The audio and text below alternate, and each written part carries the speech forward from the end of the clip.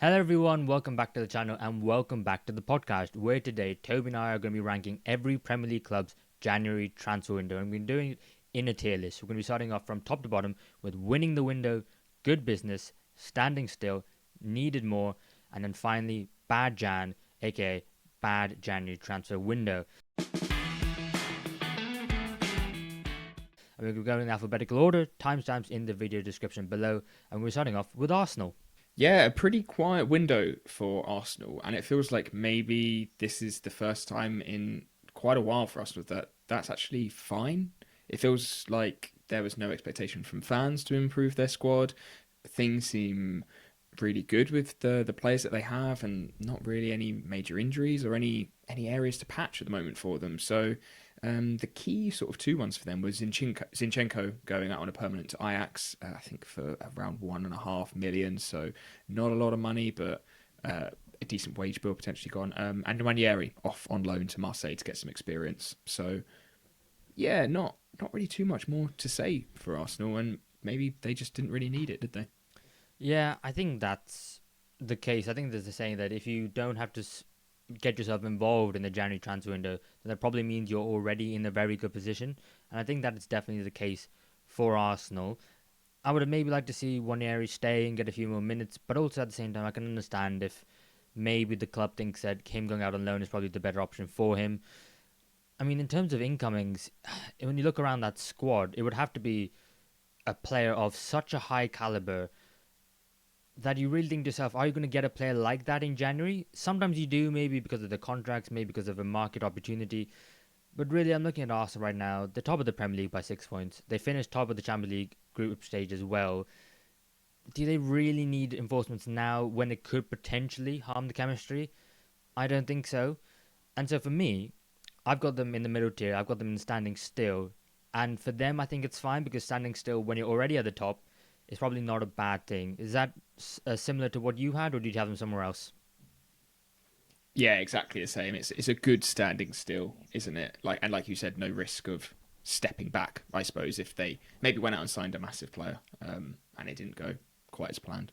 I agree. So I think we can put Arsenal in standing still. And then we'll move on to Aston Villa, who have had a bit more of a busy transfer window. Lots of midfield injuries and maybe force them to go into the market. They've signed Douglas Luiz on loan. Obviously, the Brazilian was formerly at Villa previously. They've also signed Tammy Abraham to maybe help out the striker situation. And so I think Villa, I think been a bit more interesting. But because of the quality players that have come in and gone, I'm not entirely sure about if they're better or worse. I think it might be one where I'm going to have to wait and see. But what have you made of them? Have you been impressed with the transfers they've done this January? Yeah, I'd say this is quite a good window for Villa. Actually, I mean, similar to Arsenal, I think they're in a very good position at the moment. I mean, they're sitting third in the league. I think they're on the same amount of points as Manchester City at the moment.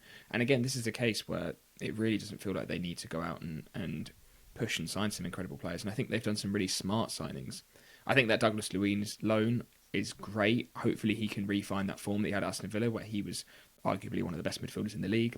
Tammy Abraham, as you said, to sort of support Ollie Watkins, who has had a few injuries this season and I think is out at the moment. And Leon Bailey coming in and Marlon and Gesson going out feels of fairly similar quality. And I think Emery probably rates those players fairly similarly, I suppose. So yeah, definitely not weakened their squad, and a few players in there that I think will help bolster that squad depth, which is maybe something that Villa have needed this season. So for me, anyway, I've actually gone and put them in good business. I think this is a solid window for Villa. I actually agree. I was a bit torn though between standing still and good business, but eventually I did put them into good business because if Emery uses those players that he's brought in more than the ones that he's let out, then I think that is a good transfer window because I don't think he necessarily trusted some of the players like you mentioned, such as like a Gesson. And so if you bring in those players, you trust them, you're going to use them. Surely, regardless of if they're better or not, if you're going to use them, then surely that's more of an impact. And so I agree. I also have Aston Villa in good business. And I think for a few January transfer windows now, they've been very busy. And I think maybe it's a sign of where the club is at the moment. But another club who have also been very busy is AFC Bournemouth, who maybe out of the fact that they sold the big signing was Anton Semenyo, who left and joined Manchester City, maybe they were forced to go into the January transfer window. But for me, I don't know about you, Tobes, I've been very impressed with the players that they've brought in. Yeah, a few smart signings, I would say, for Bournemouth. Yeah, looking at Ryan, 30 million from Gremio, Brazilian winger, is probably going to be that almost direct replacement of Semenyo, you would imagine. Fraser Forster in on a three, Toth for 13 million. It's not like they've gone out straight away and just bought another big player. This was, you just can't not look at that Semenyo sale and how good he has been for Bournemouth, how maybe reliant they have been on him, and also how much they've actually struggled in recent weeks, even with him when he was there before he joined Manchester City. So I think they have made a few smart signings. I'm not sure if it's enough to fill the void that will be left by Semenyo, though. So I'm not too sure on this one. How do you see it? You sound pretty positive. I am quite positive on it. And I think it's because of the fact that if you look at Bournemouth, what are they trying to achieve? Obviously, they had a great start of the season, dropped off for a little bit, and now they're kind of unbeaten in the last four, so they're picking up the form again. I think because of the way that Areola plays, that they're always going to have constant injuries. And so I think they have gone out and improved the depth. So I think like Toth, like you said, can play midfield, and then players like Tavernier can go back out wide rather than playing in midfield. They desperately needed some more goalkeeper help, and maybe it's one way you're looking at that maybe Mandas, who's on loan from Lazio, could he maybe become the first choice because Petrovic hasn't having a great season so far. But I think the one for me is no disrespect to Bournemouth, you're obviously going to lose Anton Semenyo at some point. They even put in the release clause so they were guaranteed a minimum amount because they knew they were probably going to lose him. And so to sign a player of Ryan's quality from Vasco da Gama, and obviously I haven't seen lots of him, I've seen a lot of highlights, he looks incredibly promising and I'm super excited to see what he's going to do in the future. Is this like as good as a January transfer window as Bournemouth could have had? Because are they really going to be challenging for Europe? I mean, realistically, they could be, but are they going to finish there? I'm not entirely sure. So I think because of the expectations for me personally are lower for Bournemouth than they are for, like, let's say Aston Villa, I had them in good business, but I am flexible to changing that if you thought that maybe that transfer window wasn't as good. Yeah, this was a funny one, and it's not the only team I had listed as this, which was good business slash needed more. Okay. Because I think the sale of Semenyo in itself is good business, and I think to get 65 million is pretty good. I don't think they would have got too much more than that without the release clause, realistically, given that I think he wanted to go to a Big Six club, but then needed more just like I said, that void that is left by Semenyo. But maybe it's good business as well for Bournemouth because they're not going out and panicking and just signing a load of players to try and replace him. Maybe they'll be looking more towards the summer transfer window. And like you said, to be able to spend half the money that you've sold Semenyo for on a winger of real quality is probably good business, and especially when you put it in the context of that it is Bournemouth and it's not one of the big boys who can just go out and splash the cash straight away. Am I drawing you towards what I'm thinking and putting them in good business? Yeah, I think so. Okay. Yeah, I think I'm convinced. Okay. And of course, we can always make final changes at the end in case we look at the tier list and go, actually, made a bit of a howler there, which we probably might do at some point, I'm sure, with some of these clubs. But move on then to Brentford, who've already brought in the one main player into the first team, and that's Caio Fore from Club Bruges, the striker. Looks incredibly promising, and again, similar to Ryan from Vasco da Gama for Bournemouth. Haven't seen lots of him, seen a lot of highlights. But it seemed like to me, in my opinion at least, that Brentford have signed hopefully the next Thiago, which is mental to say because Thiago has only really had this one season of playing consistently and playing well.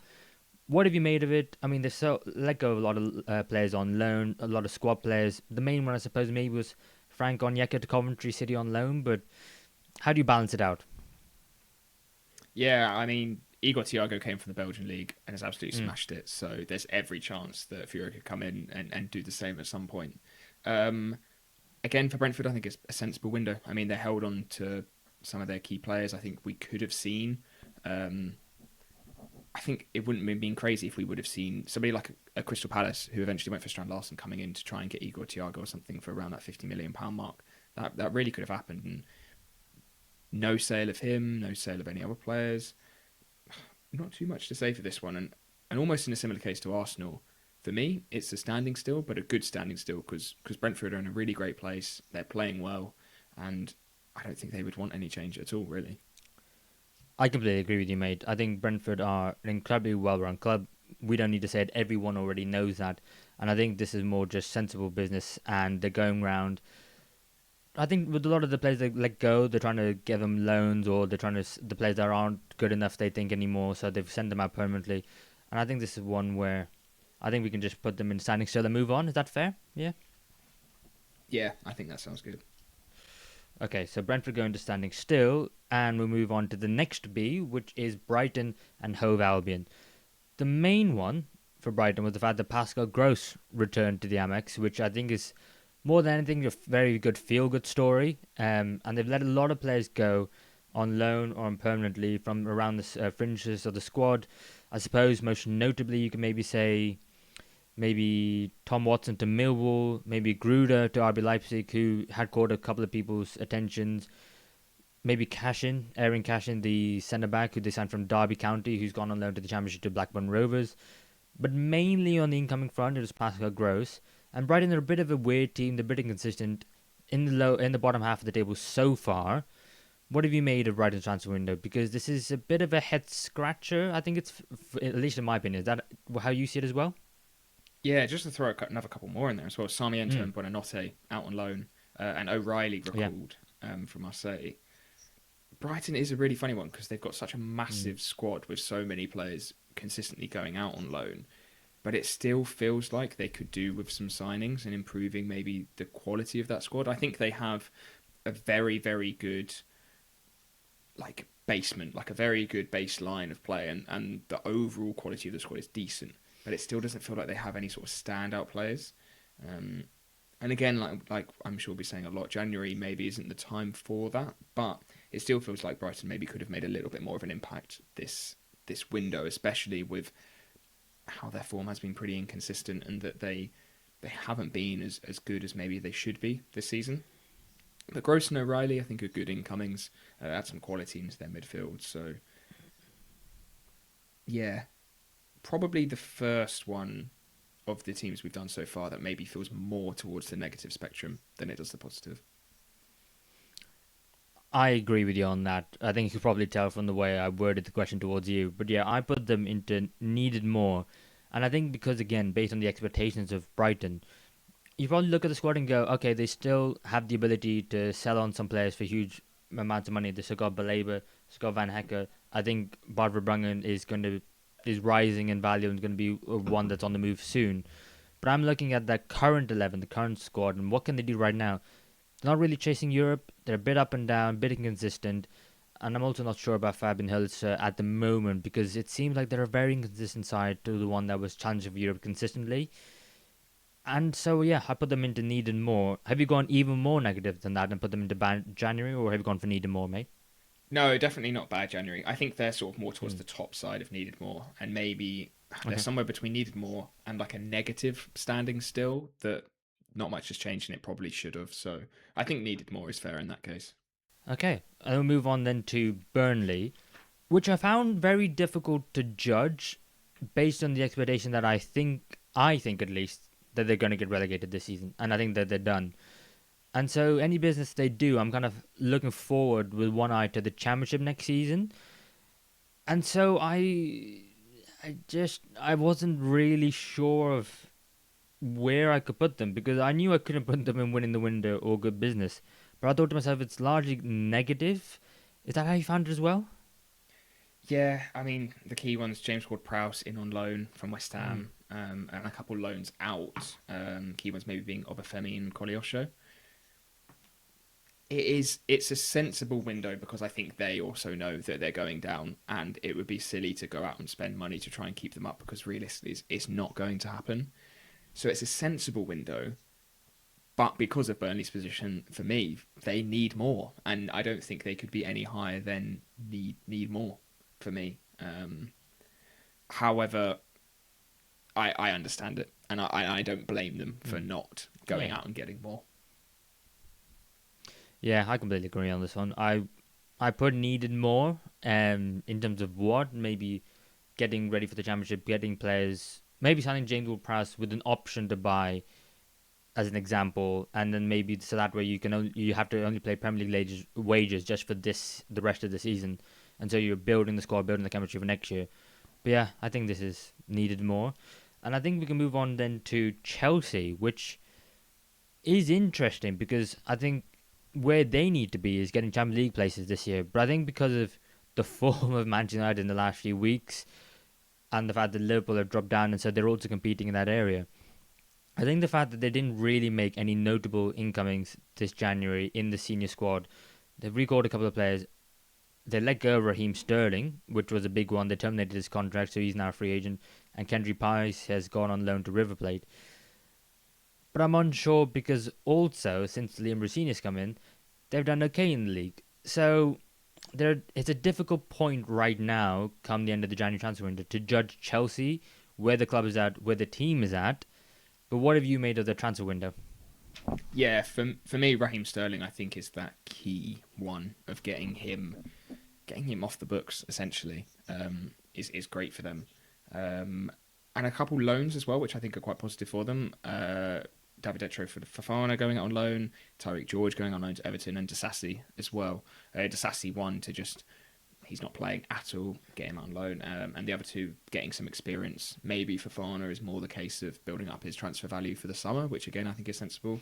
And George getting some experience as a youth player I think is great. They've recalled Sarr as well from loan. That's their only incoming. I think that Chelsea, it's not a good window, I think, for Chelsea to go out and buy players and spend money, particularly. They have got a pretty big squad still. The only position I think there's sort of been question marks so far this season is that left wing role. But then when you look, can they get Neto or how am I forgetting his name? The Brazilian winger who is amazing. Estevao. I was going to say Esteve. Yeah. I was going to say if they signed the Burnley centre back to play left wing. Yeah, well, I think they can make it work with what they have to get a player who is comfortable and playing well on the left. Yeah, I don't know where to rank it though, because for me, it's kind of good business by kind of having little business, if that makes sense. Yeah, I can understand where you come from. I think similar to Arsenal, if you're in a good position, you don't need to go out and spend in January. The only question is, it's so unpredictable right now in those Champions League places between Chelsea, Manchester United, Liverpool, and for example, if another team ends up winning some games, well, you only really need to win 2 games, and all of a sudden you're back in the mix. So because I can't really predict what Chelsea's end of season is going to be like, I can't predict if this is going to be a good one right now in the moment. We can look back at the end of the season and go, okay, yeah, they need to do this, or actually it was perfect. But if to give me something right now, I think I'm going to have to go with standing still. But that's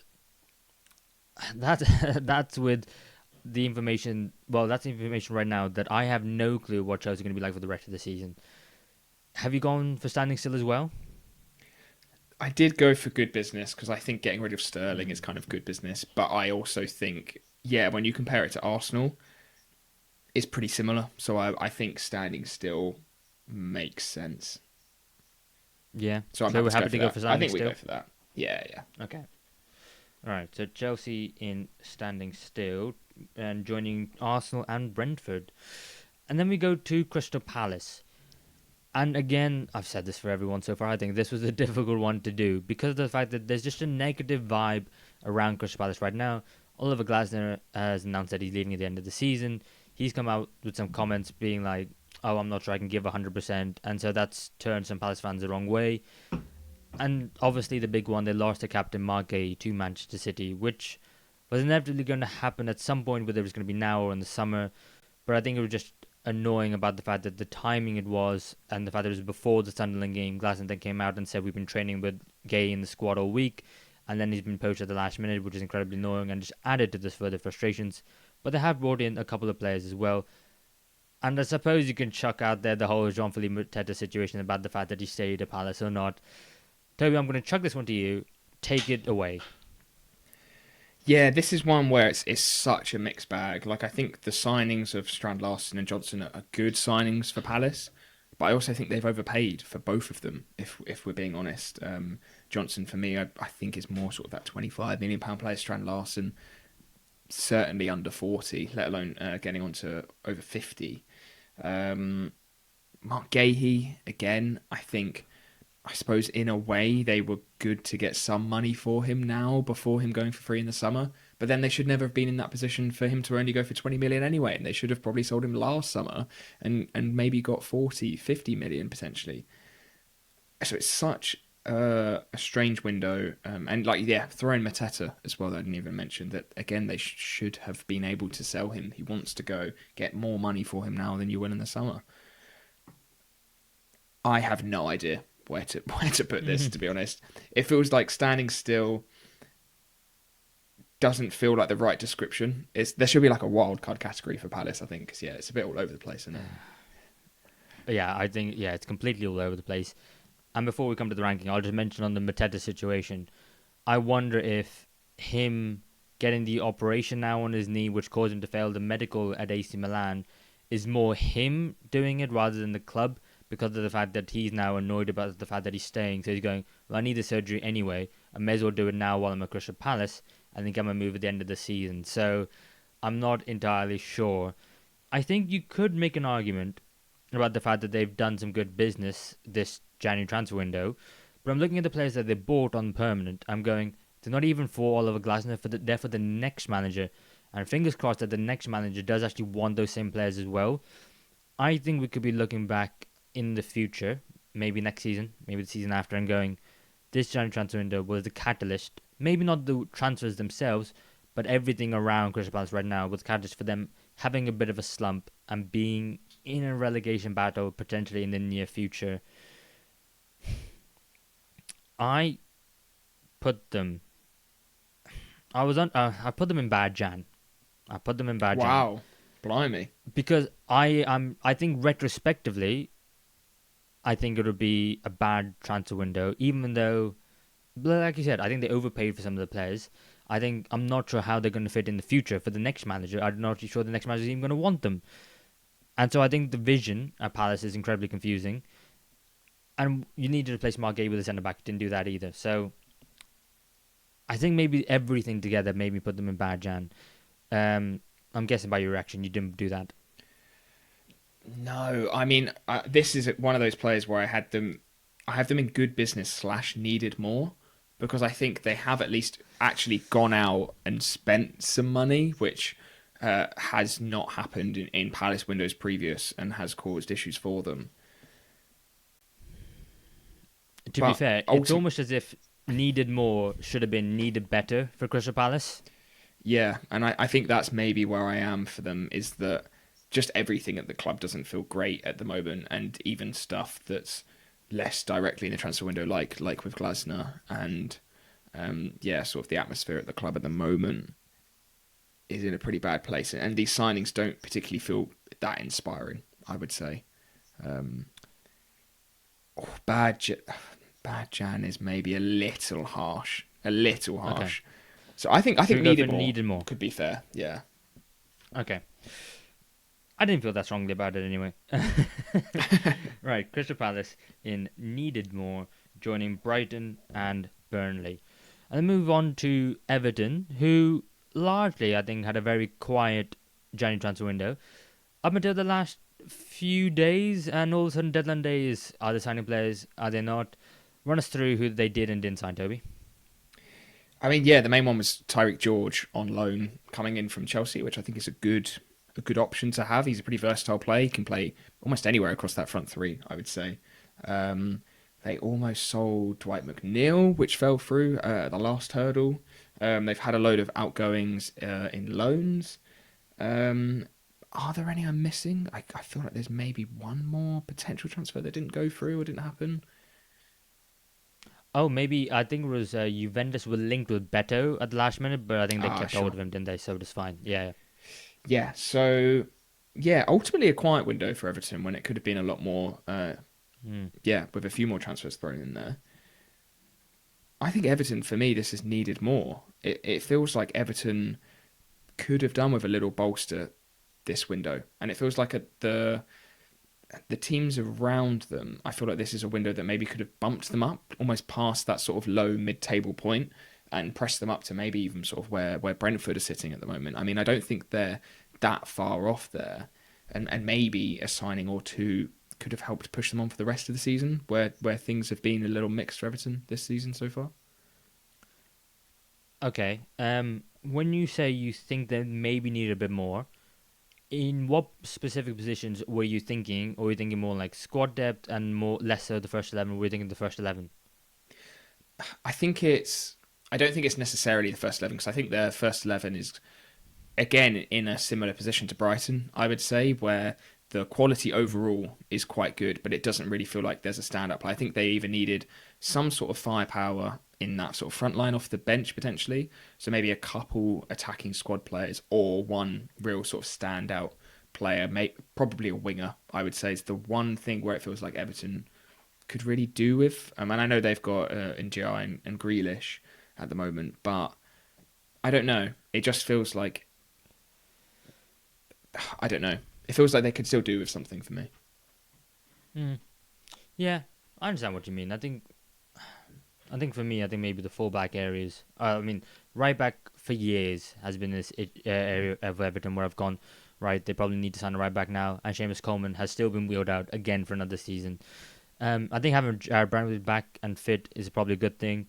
I think the Tyreek George signing was obviously a player was needed considering the fact that Grealish is out injured and maybe out for the rest of the season. So I think because of that, obviously they signed George, but they've lost Grealish, so they brought in George. But George is more about potential in the future rather than right here, right now. Whereas Grealish, even though his attacking numbers have dropped down a little bit from where they were at the start of the season, he's still, a very important player for them and draws a lot of attentions of opposition defenders towards him. And so I had them in standing still, lost Grealish on injury, brought in George. I can understand if you wanted to put them in needing more. Where did you have them? You didn't say, did you? I did have them in needed more. Yeah, this is. It just feels like to me they're in a similar situation to Brighton. I would say is my closest comparison. In the fact that you think that based on expectations, they could be doing better and looking up. I think so. Yeah, I think so. I think when Everton or if Mm. Everton could just take that step to that slight next level, it feels like it's kind of come. It feels like it's been brewing a little bit the last this season and last season when they sort of pushed away from those relegation races they kept getting themselves drawn into. It feels like it's waiting for them to start pushing back into that top half consistently again. Okay. Yeah. Do you know what? I think maybe because of the season before last and all the financial trouble and then being further down the table, maybe my expectations of them have dropped a little bit. But I do agree. I think they could. And so let's be positive of Everton and say we'll put them into needing more because they could be better and they arguably should be. And then move on to Fulham, who were all over the place this January. And for some reason, when it came to the summer, they were very quiet up until right at the end. So do you want to talk us through Fulham? Because they've signed Oscar Bob, which I think is the main one, the headline one, the marquee one, which I think is also very exciting. Um, but also there's the fact that Marcus Silva's contract still expires in 6 months, so a very similar to one to Palace. Of is he one for Marcus Silva? Is he one for the future? I'm again, it's these clubs which you could look at a table and any week they could be 15th or they could be 5th, and you're not really sure. Talk me through Fulham if you can. Yeah, for me, signing Oscar Bob is brilliant. I think that is such a good signing. 27 million as well. When you think Brennan Johnson's just gone to Palace for 35 million, Oscar Bob looking like I think still is one of the most exciting youngsters in the league. Yeah, you can argue that how exciting can it be if Pep and City have let him go, but I just think their squad is so stacked and they really want quality right now, and maybe Bob is not going to be reaching that for a couple of years. But yeah, he is class, and I think whoever is managing Fulham, he is going to easily fit into that side. Very very good player technically, despite some injuries as well have really hindered him over the last couple of years. No major outgoings. I mean, Adama Traore, sort of the main one, who's gone to West Ham. He was only really a cameo player for Fulham, to be honest. So for me, yeah, with those question marks over Marco Silva, it feels like they've had quite a different window to Palace, and I think ultimately they've had a much better window if they find themselves in similar situations, which I think they are really. So I've got Fulham in good business. Oh, okay. Yeah, I see. It's if they signed that striker Ricardo Pepi that they were really linked with, Mm, I yeah, think that I could have put them in perhaps winning the window. I really yeah, think yeah. so because I think in terms of what you're going to do for January, I mean that's pretty much perfect. You're signing two players who could go straight in the starting 11 and improve your side straight away. I think that is winning the window category. But I think because they didn't, I think maybe Gubbins is fair. I mean, I think especially because Oscar Bob is coming in a position where Chukwueze is only on loan until the end of the season. Who's we're gonna have to wait and see if Fulham make that permanent, and also the fact that Harry Wilson's contract expires in 6 months, so they're gonna be losing two players in that position, and you could be having one with the potential to be incredibly exciting. I won't say what level of player because we're gonna have to wait and see. And I think he could definitely reach some very good heights at Fulham. So we in agreement with putting Fulham into good business. Yeah, I think that's fair. Okay. Fulham into good business. And then we have our second newly promoted side in Leeds United, whose main January incoming was Facundo Bernadette on loan from. I've got here Brighton of Albion, but it's not. It's Chelsea, isn't it? No, I think it is Brighton. Is it Brighton? Because it was a very It's weirdly so structured deal. yeah. I Yeah, can't. and I don't know There's what's going on. there's also been Ciso Um, as well. Something weird going. Is he at Chelsea now, or is he still at yes, Brighton? I okay, yeah. Anyway, well, that's Let's move probably on. a topic for another point. Yeah, everything wrong with modern football, but not Leeds United. Leeds United are great. Yes, so they signed Facundo Bonanate. They didn't, unfortunately, get the striker that they were maybe looking for and that Daniel Farke was looking for. They were heavily linked with Jorgen Strad Larsen, who obviously made the move to Crystal Palace eventually in the end. They still got Dominic Calvert-Lewin, they still got Nemecha, they still got Okafor, so they got options, but I suppose maybe a more quiet window than Leeds United were maybe hoping for, because they may be hoping for a little bit of an impetus before then propelling themselves further away from the relegation zone that they are in right now. Happy with Leeds' business or not really? I think so. I think Leeds do still have enough for them to stay up. But could they have rolled the dice a little bit and spent some money maybe just to really bolster that and just be like, okay, we feel confident now, we are going to stay up, we have got capacity to just solidify that and just be really confident that they are, as opposed to sort of having to carry on as they are at the moment. Um, I don't think they need more. I think they could have done with more, maybe, but I think for their expectations of staying up, they don't need more, and I think they still will. So I've got them in standing still, but maybe they're a bit jittery as they're standing still, I would say. Yeah, this is similar to how I viewed Chelsea in the fact that even if they don't do any transfer business, they still could achieve their goals, which I think for Leeds is to stay in the Premier League. However, they are taking the risk by not going about and making those transfers. And so I've got them in. I've got them in standing still, but I could have arguably put them in needing more. But the only reason they're not in needing more for me is because I think they'll be fine and stay up in the Premier League regardless of the transfers they made this January, as long as they kept everyone else. And so I've got them in standing still. Yeah. Yeah, I think we do that. All right. Leeds United in standing still. And then we'll move on to Liverpool. And in terms of incoming, nothing. Outgoing, nothing. I suppose maybe you could talk about the fact that they signed Jeremy Jacket who's going to be joining in the summer, the centre back, the highly rated centre back who they signed ahead of Chelsea, but they didn't sign anyone this January. So I'm not sure if you count that or not. But it's a pretty quiet one for Liverpool, despite the fact that they were linked with a lot of players in the end. Yeah, a few transfers that could have happened, and maybe a few transfers they could have needed. I'm not too sure on this one. I'm not too sure. Liverpool, it still feels like their squad is decent. It feels like the squad should be decent, but you're just not playing well. And I'm not sure if transfers is a particular fix for that. And maybe it's more sort of tactical and confidence. I think that is really sort of holding Liverpool back at the moment. I'm not too sure. Jeremy Jacquet though, that's an pre-agreement. That he's very, very good, very, very highly regarded. And yeah, next season when you've got the Italian youngster you signed who did his ACL, I can't remember his name. When you've got He's been to in put you for on the so spot. long, I completely forgot him. Yeah, but when you've got Yeah. those two as your backups as youngster centre backs, yeah, that is very, very nice. But yeah, what do you reckon, Mev, as a Liverpool fan? Do you think this was a window you should have attacked and been a little bit more forthright, or I suppose following the summer when you absolutely splashed the cash, maybe not?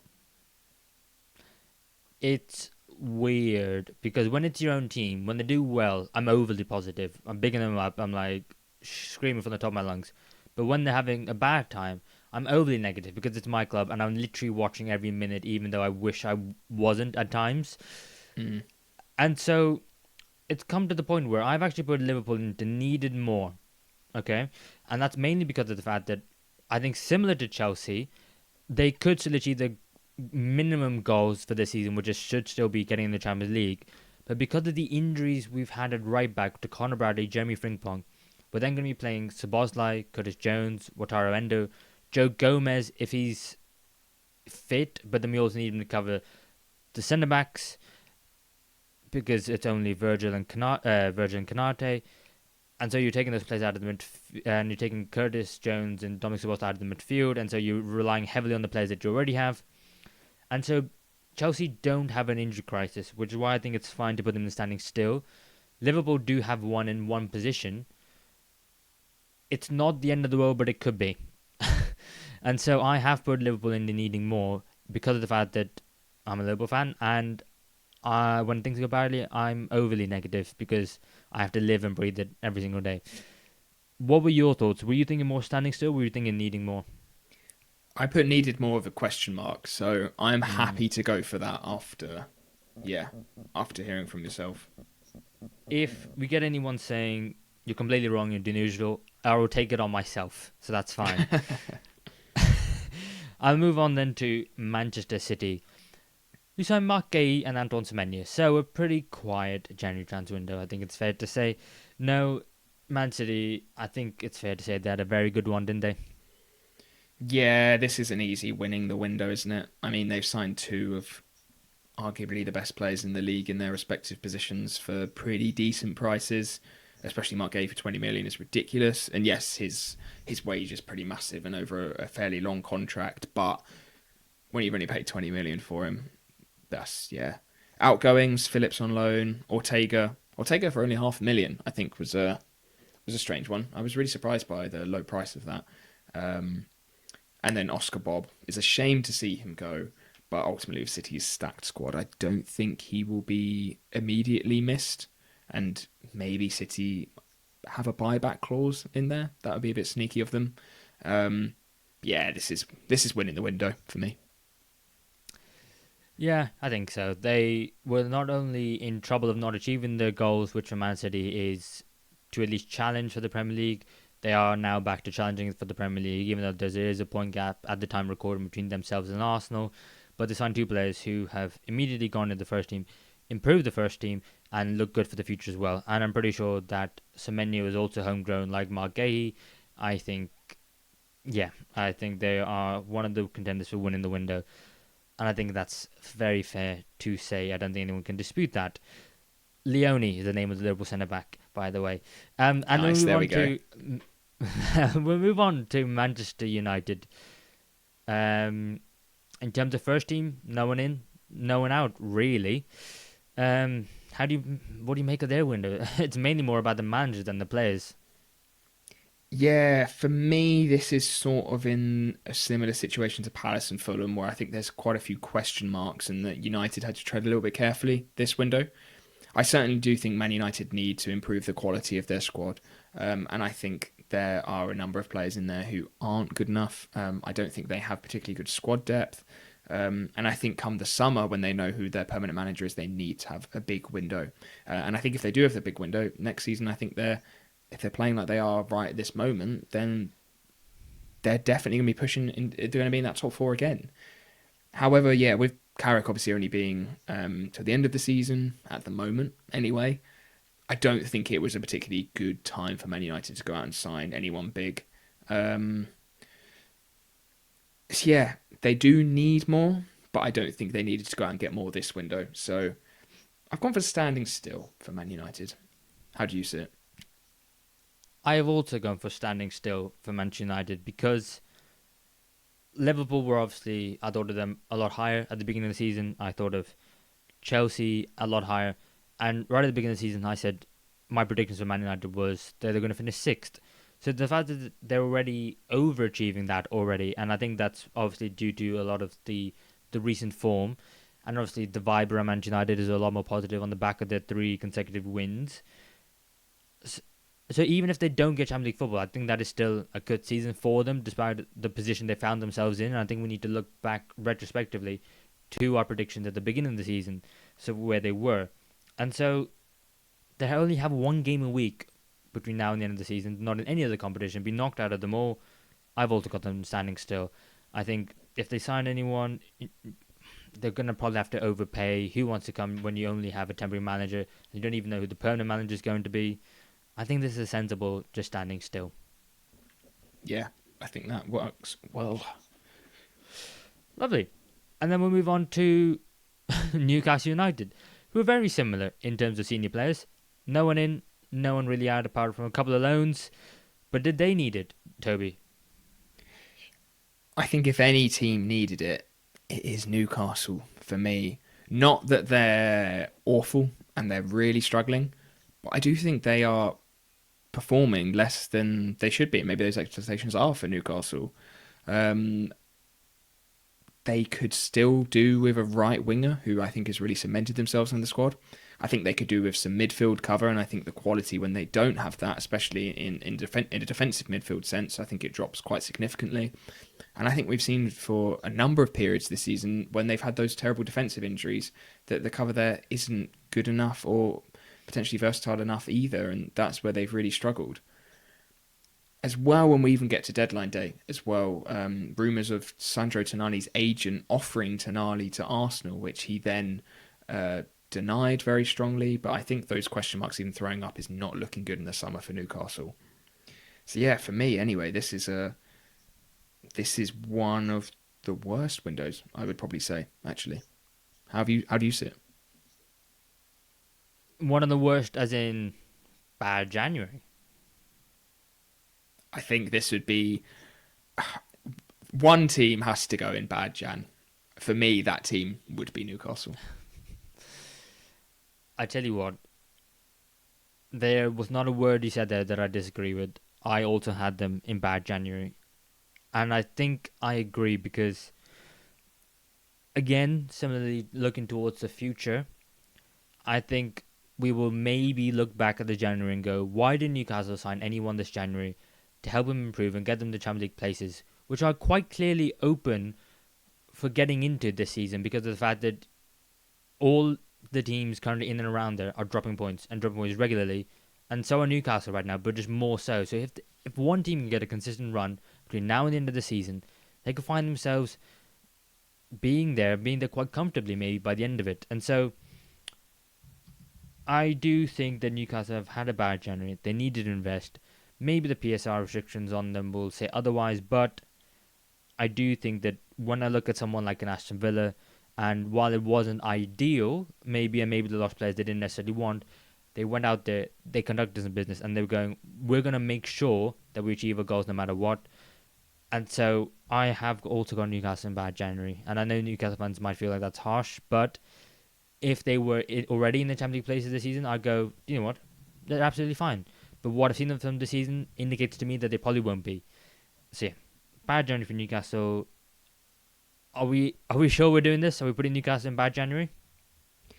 Yeah, we can't have an empty tier, and for me, I don't think there's no team so far in bad January anyway. No spoilers. No team so far. Yeah, okay.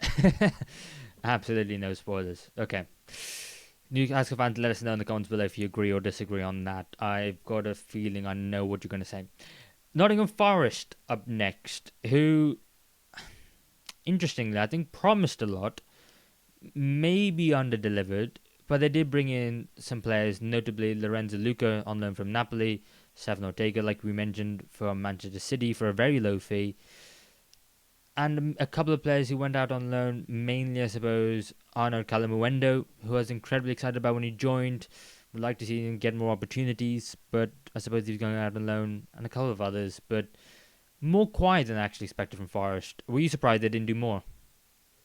Yeah, a little bit. I was maybe expecting, especially given their last few windows, not more signings, but I think the signings they've made are pretty good. I mean, I mentioned it last week on the podcast. I think the quality of Nottingham Forest starting 11 is good enough for where they want to be and where they expect to be at the moment. And maybe it's just that squad depth at times isn't great. But I think Ortega as a backup goalkeeper is a really, really smart signing. Luca, I think coming in will be great, especially with Nottingham Forest playing European football.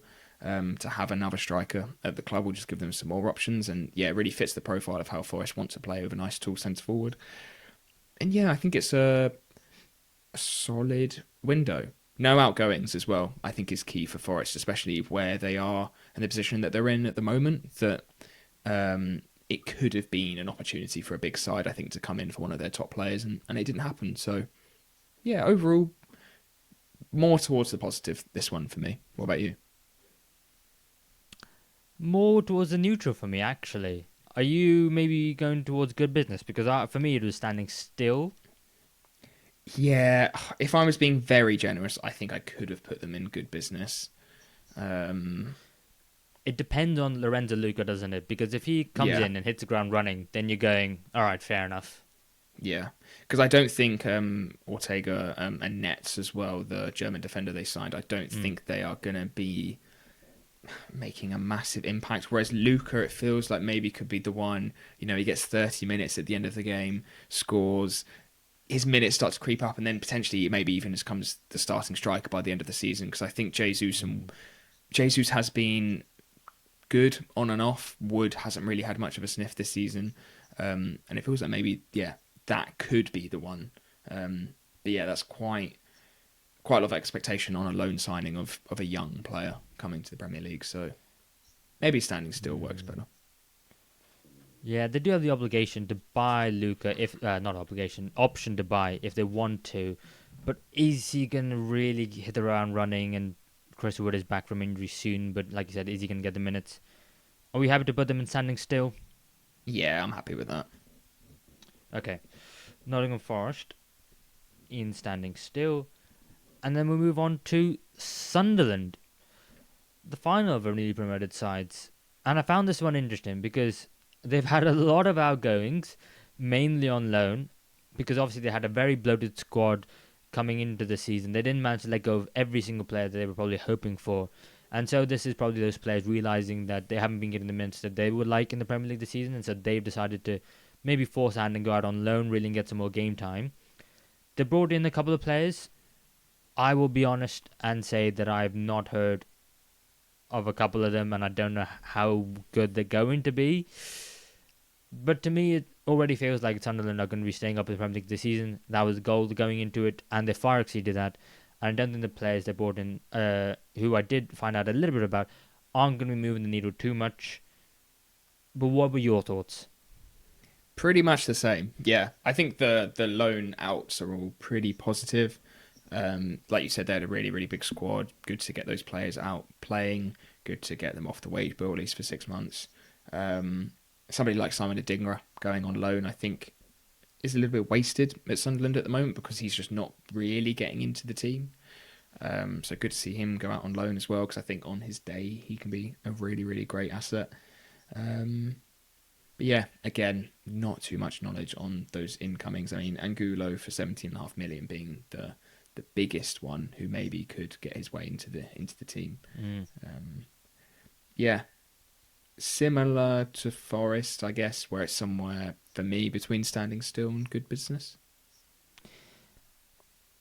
Yeah, I could put them good business, but like I've said, and I don't want to lie, I don't know too much about their incoming, so I Yeah, can't quantify that and go, oh, I think they're going to be amazing, and then put them into good business as a result of that. Are you happy to put them into standing still? yeah, no, that works completely fair. Okay, so Sunderland become the one, two, three, four, five, six, seventh team in standing still. What about Tottenham Hotspur? Main incomings this January were the fact that they signed Conor Gallagher from Atletico Madrid, they signed Souza from Santos, the left back, and the outgoings were the main one was the fact that they sold Brennan Johnson to Crystal Palace, which at the time wasn't met with a load of optimism, considering the fact that he did really well under Ange Postecoglou, but wasn't getting the minutes under Thomas Frank. I found this one difficult. I can tell you now, they're definitely not in standing still. But how did you think of it, Toby? Do you think of it more positive or more negative? I think ultimately it is more negative for Spurs for me. The fact that Brennan Johnson is probably going to be missed, and this feels like I've actually disrespected Brennan Johnson quite a lot already this episode. I think he's fine. I think he's a good Premier League player, but when it feels like Johnson is a big miss from Spurs' attack, I think that speaks more about Spurs' quality and how far their attacking quality is off what they should be a top six side. Um, and that for me is where they've certainly needed more. They need some more attacking firepower. They need a little bit more creativity in their attack. Xavi Simons hasn't really hit the ground running, and I think that's sort of where they're missing. They need somebody like him to step up. Whether that's through the transfer window, though, I'm not too sure. Conor Gallagher, I think, is a good signing, actually. I think he's quite underrated, and I think he can be very versatile and play in a number of positions and will be a good asset for Spurs' squad, at the very least. Whether he'll be a regular starter going forward, not too sure. Yeah, it's not a bad window, but yeah, for me, it still feels like Spurs need a little bit more. I don't know if this is the right window to do it. Question marks on Frank, but yeah, I'm probably more towards the negative, I would say. It's weird because I've done what you've done with a couple of them, and I put good business because I think the players they brought in are good players, but also slash needed more because of where they are on the table. They are nowhere near where they need to be in the Premier League.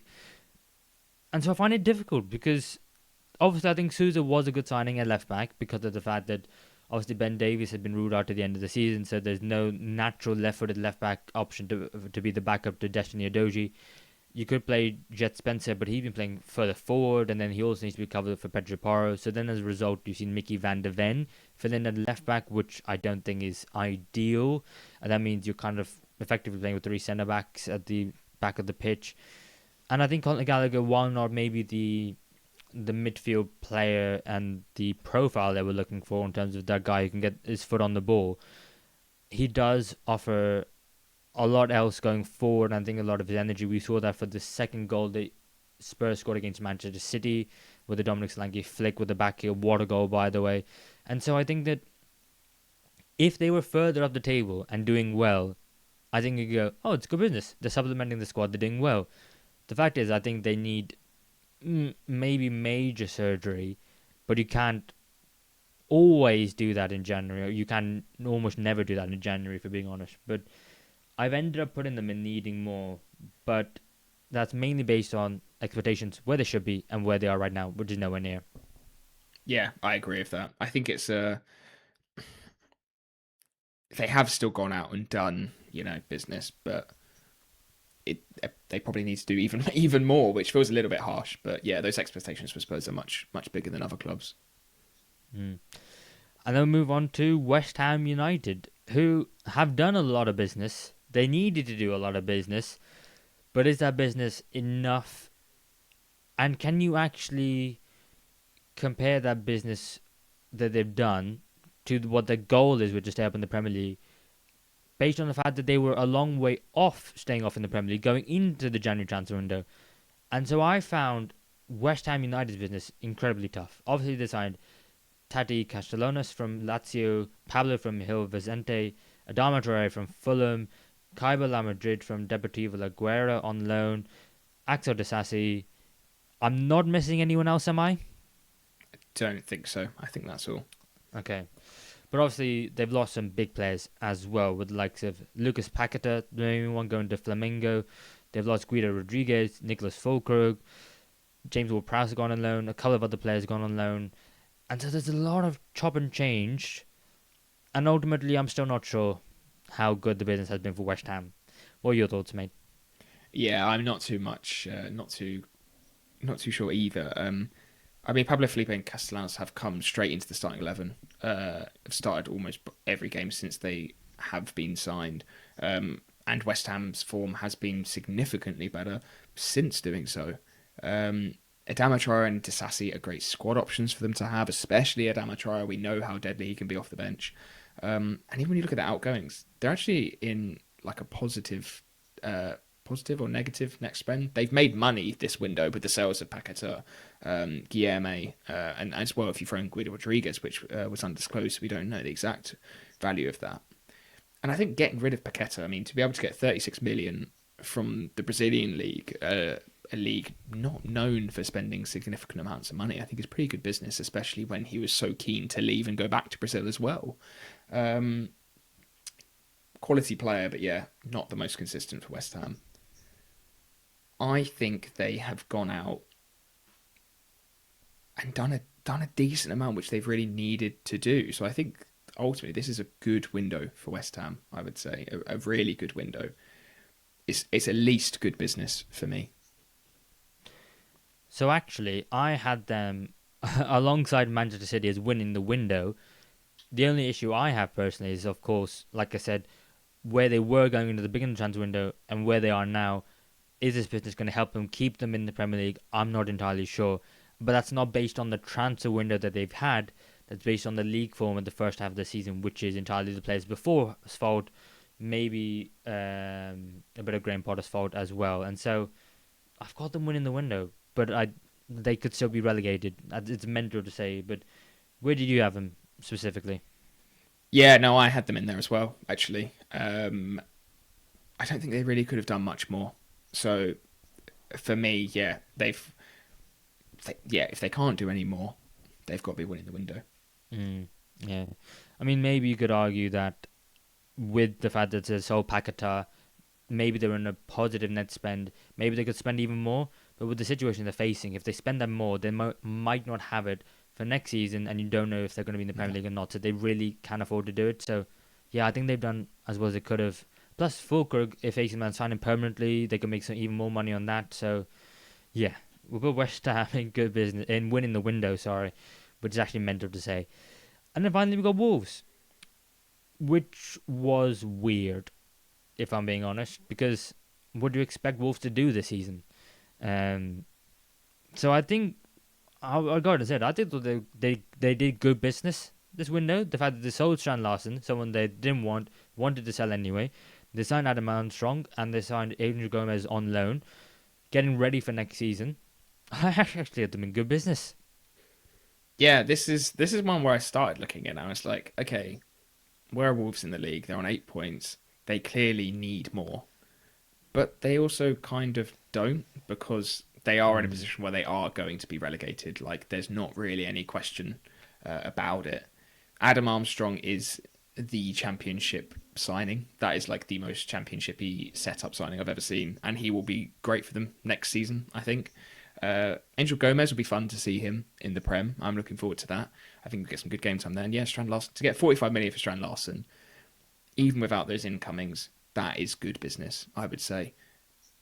Shouldn't they maybe, yeah, they need more, but they shouldn't do any more. So good business works for me.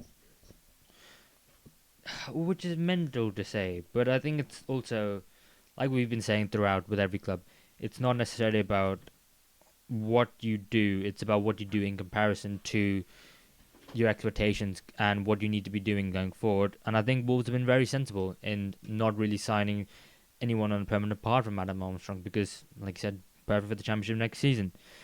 And so there we have it. That is our tier list. That is every Premier League club's January transfer window, ranked kind of from best to worst, but basically winning the window, good business, standing still, needed more, and Newcastle in bad January. Let us know what you think in the comments below if you agree or disagree with anything we said. Thank you everyone for watching, and we'll see you in the next one.